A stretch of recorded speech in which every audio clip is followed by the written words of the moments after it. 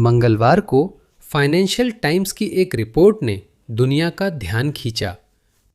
राष्ट्रपति Donald Trump हाल ही में चीन यात्रा से लौटे, जहां उन्होंने शी जिनपिंग से व्यापक बातचीत की। एफटी ने कहा कि वार्ता में शी जिनपिंग ने कहा था व्लादिमीर पुतिन को यूक्रेन पर आक्रमण का पछतावा हो सकता है। ये सनसनीखेज बयान दुनिया भर में सुर्खियां बना और कई विश्लेषण व टिप्पणियां आईं। CNN के op-ed में ब्रेट एच मैगर्क ने कहा कि युद्ध के नए रुझान शी को सही साबित करते हैं और ट्रंप की कूटनीति को युद्ध खत्म करने का नया मौका देते हैं, लेकिन इस बार अलग तरीके से। आइए मैगर्क के तर्क को समझते हैं और देखते हैं कि ये युद्ध की दिशा के बारे में क्या संकेत देता है। अगर आप पिछले कुछ दशकों से अमेरिकी राजनीति पर नजर रख रहे हैं तो मैगर्क आपके लिए कोई अनजान नाम नहीं होना चाहिए। वह एक प्रमुख अमेरिकी राजनयिक और वकील है जिन्होंने 4 राष्ट्रपतियों George W Bush, Barack Obama, Donald Trump और जो बाइडेन के तहत वरिष्ठ राष्ट्रीय सुरक्षा पदों पर कार्य किया है। उन्होंने हाल ही में राष्ट्रपति जो बाइडेन के डिप्टी असिस्टेंट और राष्ट्रीय सुरक्षा परिषद में मध्य पूर्व और उत्तर अफ्रीका के समन्वयक के रूप में सेवा दी है। इस भूमिका में उन्होंने गाजा में संघर्ष विराम वार्ता और हमास के बंधकों की रिहाई के लिए राजनयिक प्रयासों का नेतृत्व किया। इससे पहले उन्होंने राष्ट्रपति बराक ओबामा और डोनाल्ड ट्रंप के तहत वैश्विक गठबंधन को ISIL का मुकाबला करने के लिए विशेष राष्ट्रपति दूत के रूप में सेवा दी, जहां उन्होंने एक अंतर्राष्ट्रीय गठबंधन का नेतृत्व किया जिसने इराक और सीरिया में ISIL की क्षेत्रीय हार में महत्वपूर्ण भूमिका निभाई। वह 2007 में राष्ट्रपति बुश की इराक सर्ज रणनीति के मुख्य वास्तुकारों में थे और अमेरिका इराक सुरक्षा समझौते की वार्ता में भी शामिल थे।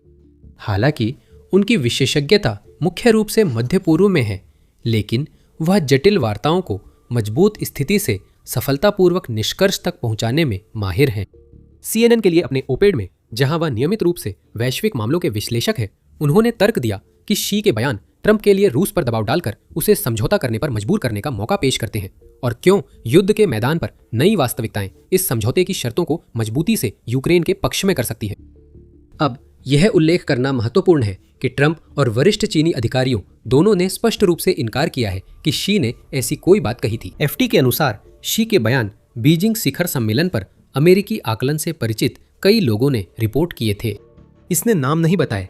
उसी लेख में बताया गया कि चीनी विदेश मंत्रालय ने रिपोर्ट को झूठा कहा और ट्रंप ने पत्रकारों से कहा उन्होंने ऐसा नहीं कहा।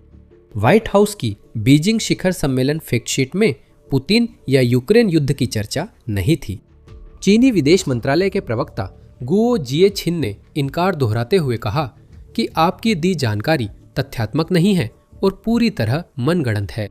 आमतौर पर अपने शब्दों में सतर्क रहने वाले चीनी नेता की इतनी स्पष्ट टिप्पणी दुर्लभ है। एफटी लेख स्वीकार करता है कि उसके सूत्रों के अनुसार यह टिप्पणी यूक्रेन की स्थिति पर शी जिनपिंग द्वारा ट्रंप के पूर्ववर्ती जो बाइडेन के साथ बातचीत के दौरान की गई किसी भी टिप्पणी से कहीं आगे जाती है।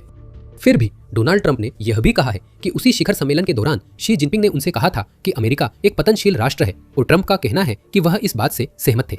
यह भी शी जिनपिंग के लिए असामान्य रूप से स्पष्टवादी होगा, जिससे एफटी की रिपोर्ट को और अधिक विश्वसनीयता मिलती है। दूसरी ओर ऐसी टिप्पणी लगभग निश्चित रूप से कुछ असहजता पैदा करती जब व्लादिमीर पुतिन इस हफ्ते बीजिंग में शी जिनपिंग के साथ अपने शिखर सम्मेलन के लिए पहुंचे। कोई असहजता नहीं थी, बल्कि रूसी और चीनी सोशल मीडिया व्लादिमीर पुतिन के कार्यक्रम के दौरान जैकेट उतारने पर खुश हैं। रूसी संस्कृति में यह जाहिर तौर पर इस बात का संकेत है कि कोई व्यक्ति सुरक्षित और सहज महसूस कर रहा है। तो कौन सच में जानता है कि शी जिनपिंग ने वास्तव में यह कहा था या नहीं? मैगर्क इसे एक तथ्य के रूप में मानते हैं। इससे भी महत्वपूर्ण बात यह है कि वे कहते हैं कि युद्ध में वर्तमान रुझान इस बयान का समर्थन करते हैं। पुतिन को उम्मीद थी कि 2026 में उनकी सेनाएं संख्या और जनशक्ति की बढ़त के कारण मोर्चा तोड़कर पूर्वी यूक्रेन के विवादित क्षेत्रों पर कब्जा कर लेंगी, लेकिन ऐसा नहीं हुआ है, कम से कम अभी तक नहीं। असल में रूस पीछे नजर आ रहा है। युद्ध अध्ययन संस्थान या ISW के एक आकलन से पता चलता है कि अप्रैल में यूक्रेन ने शुद्ध क्षेत्रीय लाभ हासिल किया और रूस को शुद्ध क्षेत्रीय नुकसान हुआ, जो 2024 में यूक्रेन द्वारा रूस के कुर्स्क क्षेत्र में घुसपैठ के बाद पहली बार हुआ है। रिपोर्ट के मुताबिक करीब 45 वर्ग मील क्षेत्र वापस लिया गया है। द इकोनॉमिस्ट के वॉर ट्रैकर के अनुसार 2026 से अब तक यूक्रेन ने 2023 के बाद पहली बार छोटे लेकिन अहम क्षेत्रीय लाभ हासिल किए हैं। ये रिपोर्टें उस समय रूसी पक्ष द्वारा कही बातों से अलग हैं। रूसी जनरल स्टाफ प्रमुख वैलेरी गेरासिमोव ने कहा कि 2026 में रूसी बलों ने 656 वर्ग मील क्षेत्र और 80 बस्तियों पर कब्जा किया, साथ ही लुहांस्क ओब्लास्ट की आखिरी बस्तियों को मुक्त कराया। रूसियों द्वारा जारी की गई जियो लोकेटेड फुटेज ने कम से कम उस बयान के अंतिम हिस्से की पुष्टि करती प्रतीत हुई। इसे युद्ध का धुंध या प्रचार कहें, लेकिन यूक्रेनी बढ़त को साबित करने वाला एक और भयानक तथ्य है दोनों पक्षों के बीच मारे गए लोगों के शवों का आदान प्रदान। मारे गए सैनिकों की अदला बदली की संख्या पश्चिमी और यूक्रेनी दावों के लिए चुनौती रही है कि रूस के नुकसान यूक्रेन से ज्यादा है। कुछ क्षेत्रों में ये अनुमान दिमाग को झकझोर देने वाले स्तर तक पहुंच गए हैं। 2025 के अंत में यूक्रेनी खुफिया के अनुसार कुपियांस्क शहर पर कब्जे के दौरान हर यूक्रेनी सैनिक के मुकाबले करीब 27 रूसी सैनिक मारे गए। हालांकि रॉयटर्स ने इस आंकड़े की पुष्टि नहीं की। इस हफ्ते यूक्रेनी सेना प्रमुख अलेक्जेंडर सिरस्की ने हानि अनुपात कम बताया। मारे गए लोगों का अनुपात दिन के हिसाब से 7 से 9 गुना तक पहुंचता है। यही मृतकों का अनुपात है, उन्होंने कहा। यह कुपियांस्क के आंकड़ों से 3 गुना कम हो सकता है, फिर भी बहुत ज्यादा है। सैन्य नियम के अनुसार सफल आक्रमण के लिए सेना को आमतौर पर 3 गुना जनशक्ति चाहिए। किसी क्षेत्र के भारी किले बंद होने पर अनुमान 5 गुना बढ़ जाता है। इसका मतलब है कि आक्रमणकारी सेना को रक्षकों से ज्यादा हताहत झेलने पड़ते हैं और अक्सर यही होता है। 7 या 9 गुना अनुपात रूसियों के लिए भारी नुकसान दिखाता है। स्वतंत्र पश्चिमी विश्लेषक आमतौर पर अपने अनुमानों में अधिक संयम बरतते हैं। Centre for strategic and international studies या CSIS जैसे स्रोत कुल हताहतों के मामले में रूस के पक्ष में लगभग 2.5 गुना का अनुपात बताते हैं, जिसमें मारे गए, घायल और लापता सभी शामिल है, जबकि केवल मौतों के मामले में यूक्रेन के पक्ष में अनुपात अधिक है। समस्या यह है कि दोनों पक्षों के मृतकों की अदला बदली का पलड़ा बहुत ज्यादा दूसरी तरफ झुका हुआ है। रूसी युद्ध हानि ट्रैकर लॉस्ट आर्मर द्वारा आधिकारिक स्रोतों से संकलित आंकड़ों के अनुसार 2022 में रूस के आक्रमण के बाद से मारे गए लोगों की नियमित अदला बदली हो रही है।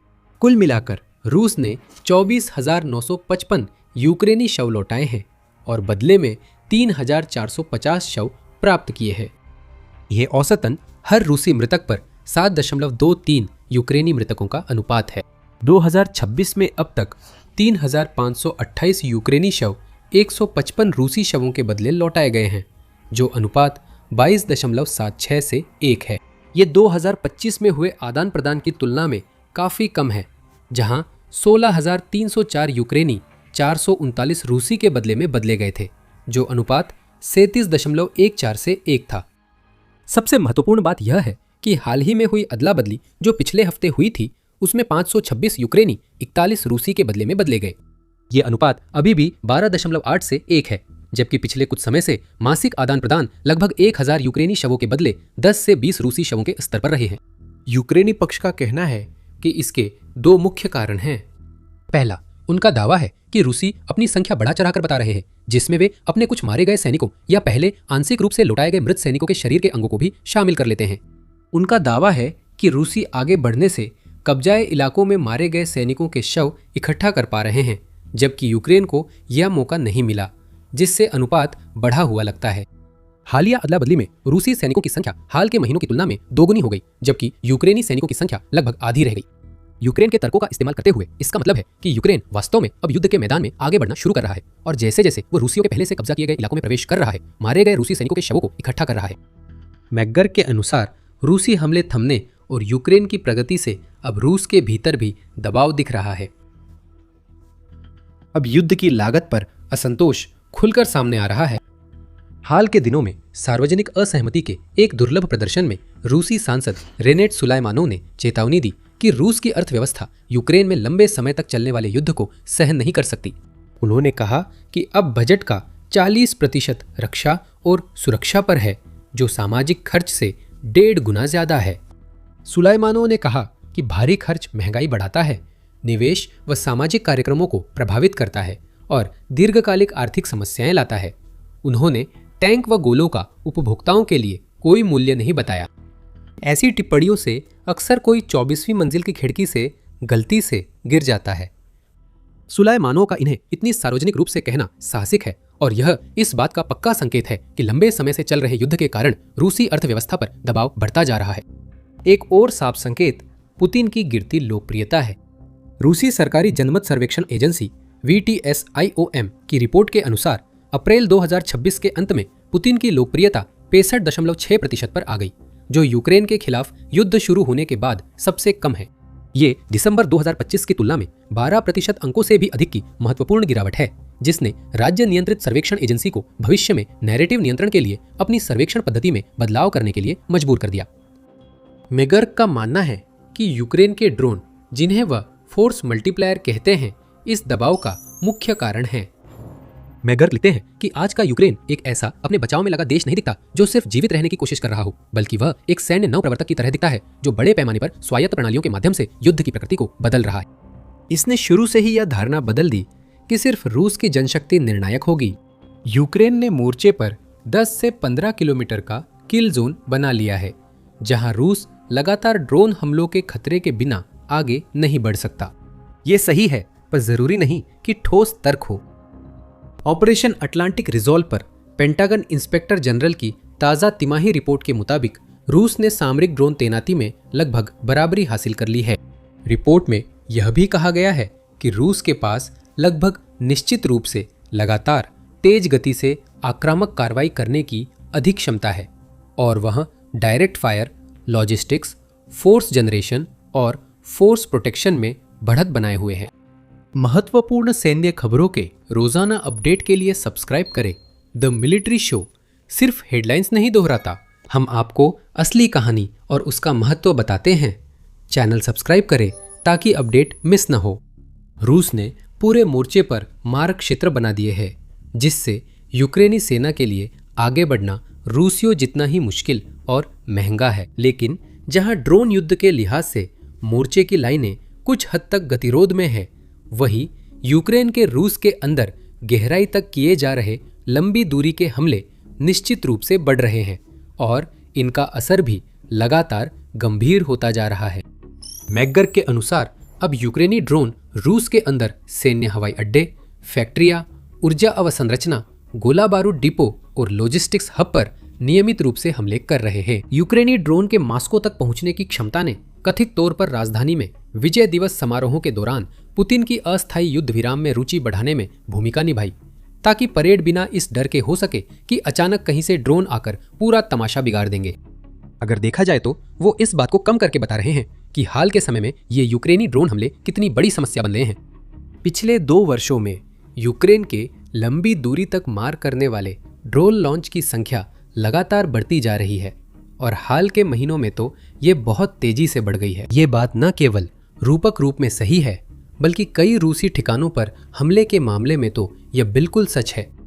जनवरी 2024 में 110 UAV से यह आंकड़ा मार्च 2026 में बढ़कर 7,000 से अधिक हो गया और सिर्फ 2025 के दौरान ही कुल लॉन्च की संख्या 5 गुना बढ़ गई। मार्च में यूक्रेन ने पहली बार 1 महीने में लॉन्च किए गए लंबी दूरी के ड्रोन की संख्या में रूस को पीछे छोड़ दिया। रूसी अधिकारियों ने बताया कि राजधानी पर 1 साल से भी ज्यादा समय में सबसे बड़े हमले में वायु रक्षा ने 550 से ज्यादा ड्रोन रोक लिए। उस लहर में 1000 से ज्यादा ड्रोन मॉस्को क्षेत्र और रूस के अंदरूनी हिस्सों के अन्य इलाकों पर छोड़े गए। मैकगर्क के अनुसार इन हमलों से रूस को अपनी वायु रक्षा फैलाने, विमानों की तैनाती बदलने, बुनियादी ढांचा मजबूत करने और घरेलू रक्षा में अधिक संसाधन लगाने पड़ रहे हैं। सैन्य दृष्टि से यूक्रेन युद्ध के क्षेत्र का विस्तार कर रहा है और मॉस्को के लिए युद्ध की लागत बढ़ा रहा है, जबकि मॉस्को यूक्रेन में युद्ध के मैदान पर कोई भी क्षेत्र हासिल करने के लिए संघर्ष कर रहा है। मैकगर्क कहते हैं कि पुतिन को एक रणनीतिक हार का सामना करने के लिए मजबूर किया जा रहा है। वे लिखते हैं कि आक्रामक युद्धों का मूल्यांकन अंततः नक्शे पर खींची गई रेखाओं से नहीं, बल्कि इस बात से किया जाता है कि क्या वे उन राजनीतिक उद्देश्यों को पूरा करते हैं जिनके लिए उन्हें शुरू किया गया था। आक्रमण के समय पुतिन के युद्ध के उद्देश्य यूक्रेन को पूरी तरह अधीन करना, नाटो को एक गठबंधन के रूप में कमजोर करना और रूस को एक प्रमुख यूरेशियाई शक्ति के रूप में पुनर्स्थापित करना शामिल थे। मॉस्को के ये उद्देश्य अब दूर होते जा रहे हैं। यूक्रेन को पूरी तरह अधीन करने के संदर्भ में मैकगर्क कहते हैं, युद्ध का मैदान और परिणाम अब पूर्वी यूक्रेन के डोनबास क्षेत्र पर केंद्रित है और रूसी सेना के लिए कीव पर कब्जा करने का कोई मौका नहीं है, जो पुतिन का प्रारंभिक उद्देश्य था। डोनबास से आगे खार्किव, सूमी, नीप्रोपेट्रोव्स्क, जापोरिजिया और खेरसोन प्रांतों में मोर्चे सक्रिय है, लेकिन मूल आकलन सही है। जब तक रूस एक विशाल रिजर्व सेना को लामबंद नहीं करता और बेलारूस के रास्ते एक बड़े नए हमले की शुरुआत नहीं करता, जिसके बारे में हाल के दिनों में ज़ेलेंस्की और सिरस्की दोनों ने चेतावनी दी है, इस बात के बहुत कम सबूत है कि रूस के पास कीव पर कब्जा करने की कोशिश करने की क्षमता है। तो क्या रूस खुद को एक प्रमुख यूरेशियाई शक्ति के रूप में फिर से स्थापित कर सकता है? ये इस बात पर निर्भर करता है कि आप किससे पूछते हैं, जबकि मैगर जैसे कुछ लोग कहते हैं कि ऐसी संभावना अब और दूर होती जा रही है।